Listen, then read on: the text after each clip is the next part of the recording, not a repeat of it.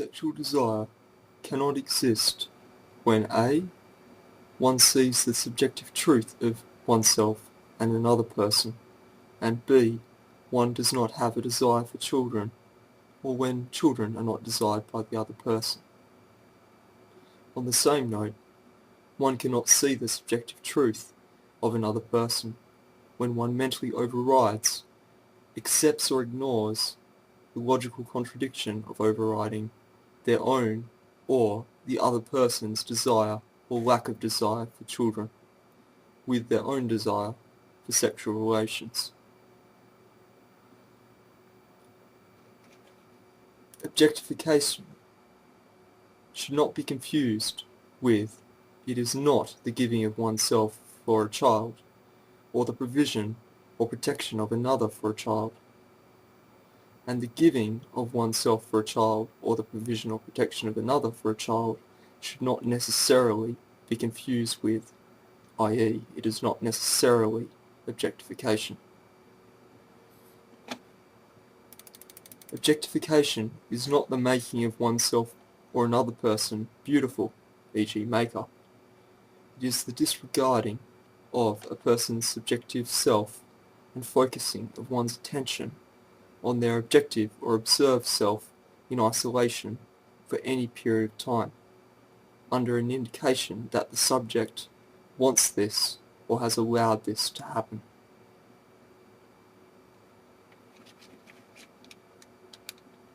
One's experience of objectification is so powerful because it conveys a conscious, subjective willingness to have sexual relations with them. Objectification may be tolerated because people are unable or unwilling, subconsciously, to accept that the conveyance of desire for them has been an illusion.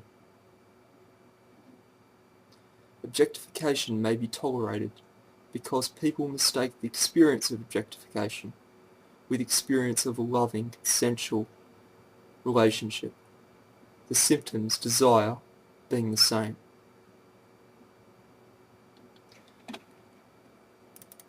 Objectification does not operate based upon appearances, e.g. clothing, but on the assumed, from the observer's point of view, degree of effort on behalf of the subject required to create the appearance of an object. Two scenarios in which the appearances are the same can have completely different effects. For example, two humans of different race, with one having naturally defining features, and the other without this particular defining feature, or set of. Not having these under natural circumstances, but having to put in effort to emulate this defining feature. For example, hair. In an objectification-tolerant society, the effect of apparent self-objectification is based on relative, subtle differences in apparent self-objectification. The opposite of objectification may be achieved by the intentional putting on or securing of clothing in front of another person, while objectification may be achieved by the intentional taking off of clothing in front of another.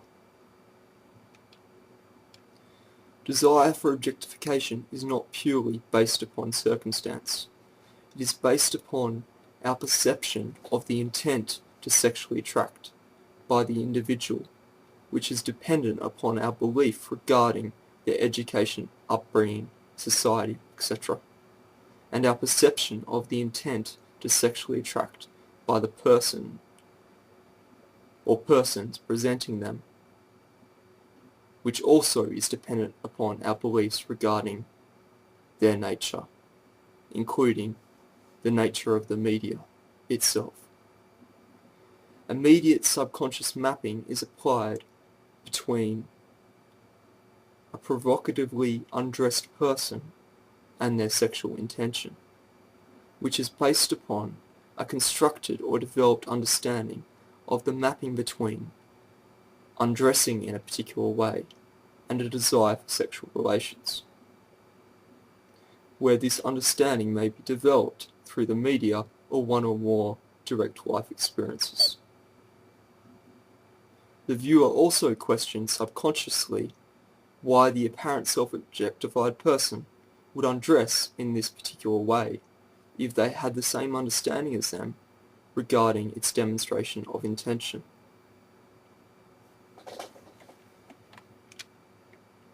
Objectification is not predominantly physical, it is psychological. On evolutionary creationist grounds, it can be argued that some forms of objectification are contrary to how humans are designed.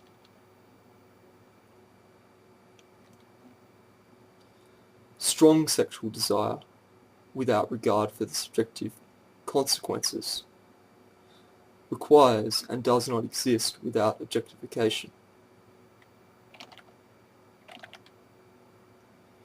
Objectification involves looking at a situation from a third-party or restricted perspective. Third-party and restrictive perspectives are unnatural, as the natural order requires competition to be rid of and no restrictions to be placed, e.g. images, retelling, perversion of sexual acts. Restricted subjective perspectives are, however, natural. For example, dream. All natural conscious human sexual circumstances imply responsibility from the participants, and a third-party or restricted view supports the illusion that sexual experience can exist without responsibility.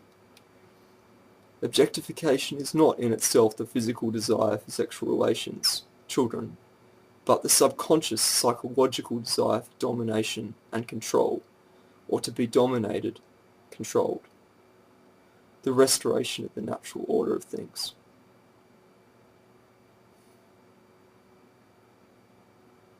A lust after a presented body part is the desire to objectify, which is equivalent to the desire to be objectified. It is psychological. To get another to accept their objectification, or one's own objectification, can be used as a form of empowerment, i.e., they need you. Strong sexual desire appears as though it is held without regard for the subjective significance or consequences, because an illusion of, or contradiction concerning subjective reality, another's desire, either has been presented to them or has developed in their mind. Guilt always follows the conscious fulfillment of strong sexual desire. The ideal sexual experience is one of mutual sharing of pleasure, and guilt will follow without this. Strong sexual desire equates to our base animal, selfish nature, and it may involve the portrayal of the human as an animal, such as demonstration of common requirements. Tolerance of objectification may result in humans going back to their natural animal nature or herd instinct, where they behave in their own interests and rely upon the alpha, male or female, or social construct for protection and guidance.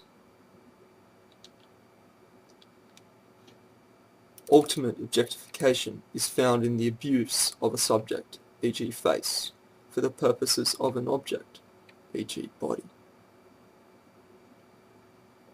Some forms of objectification may involve payment to abuse the subjective significance of another. Prostitution.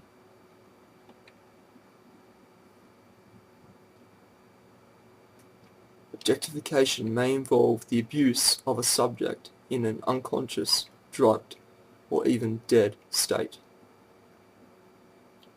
Self-objectification is the acceptance of the portrayal of oneself as an object without subjective significance, e.g., I only want pleasure. Self-objectification, in a conscious state, requires either an experience of objectification of another or of being objectified oneself, e.g., it thinks I only want pleasure. One's desire to become involved in objectification is dependent upon their environment, food intake, relationship status, environment, time period, age, making it difficult to get an internally consistent opinion, let alone consensus, on the tolerance of objectification at any period of time. Objectification is dissociation. Objectification is depersonalizing. Our base desires do not have an isolated expression, which is inevitable and consistent with our nature as conscious human beings. Any isolation of our physical nature is false.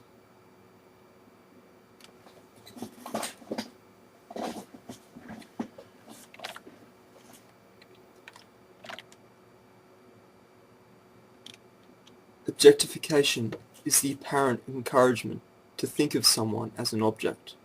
It may involve encouraging someone to think about their own views, desires, actions or feelings without respect of those of the person being objectified. Objectification may involve encouraging someone to think about oneself as an object, about their own view, desires, actions or feelings without respect for one's own. Evil refers to the corruption or manipulation of subjective significance. An evil spirit, or equivalent disorder, may refer to the surfacing of the subconscious, or a subconscious entity. Exorcism may refer to the rebuking of the subconscious, or a subconscious entity. On non-evolutionary creationist grounds, it can be argued that the human body has in some ways been designed exclusively for reception of pleasure. This relies upon, however, a questionable model of reality, one philosophical model being where mind can be separated from body or use it for its own purpose. Another questionable philosophical model involves where mind can be reduced to the body, brain, nature therefore encapsulating all knowable phenomena.